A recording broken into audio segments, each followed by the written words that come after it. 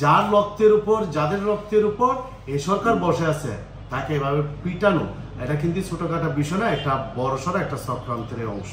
আমাদের কার্যালয়, জাতীয় পার্টির কার্যালয় থেকে আধা কিলোমিটার দূরে, সে আধা কিলোমিটার দূরে নুরুল হক নূর যখন সংবাদ সম্মেলনের প্রস্তুতি নিচ্ছে, সেখানে কোনো উস্কানি, কোনো কথাবার্তা ছাড়া তারা হামলা চালায়। মানে হামলাটা এমন করতে হবে তারা এই জন্য করছে, মানে কারো নির্দেশে, এটা রাষ্ট্রের নির্দেশ বা উচ্চ মহলের চক্রান্ত না থাকলে এক ধরনের হামলা করেন না।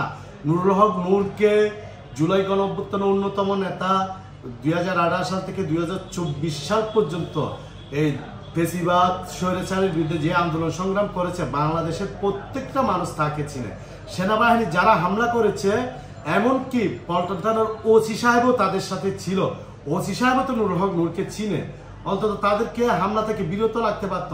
তা না করে কিভাবে বেধড়ক মারছে, কিভাবে পিটিয়েছে, আমরা যেটা স্পষ্ট এবং বুঝেছি। এবং রাষ্ট্রের স্বরাষ্ট্র উপদেষ্টা এখন পর্যন্ত নিশ্চুপ, সে একটা বিবৃতি পর্যন্ত দেয়নি, সরকার থেকে কোনো বিবৃতি দেয়নি।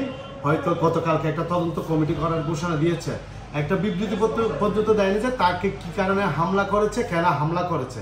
হামলাটা আমরা যতটুকু বুঝতে পারছি জুলাই গণঅভ্যুত্থানের শক্তিকে দুর্বল করার জন্য এবং নুরুল হক নূরকে সহ যারা ছাত্র যুব গণনেতৃবৃন্দ আছে জুলাই গণঅভ্যুত্থানের নেতৃত্বে, তাদের হত্যার উদ্দেশ্যে এই হামলাটা পুলিশ এবং সেনাবাহিনী আমাদের উপর চালায়।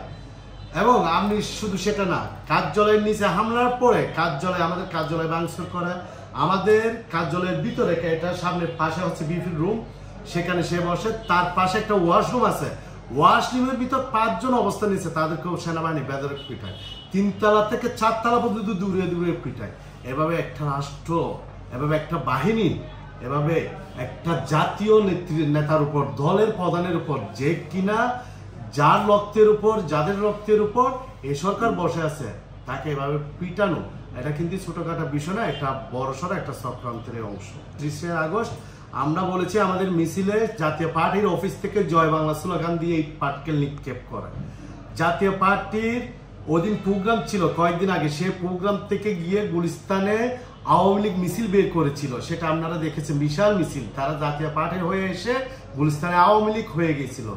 এখন শুধু জাতীয় পার্টির নামটাই আছে, আর লোকবল, কার্যক্রম, মানুষজন সবে হচ্ছে আওয়ামী লীগকে জাতীয় পার্টি হয়ে আওয়ামী লীগ দেশে প্রবেশ করেছে, ইতিমধ্যে করে ফেলছে।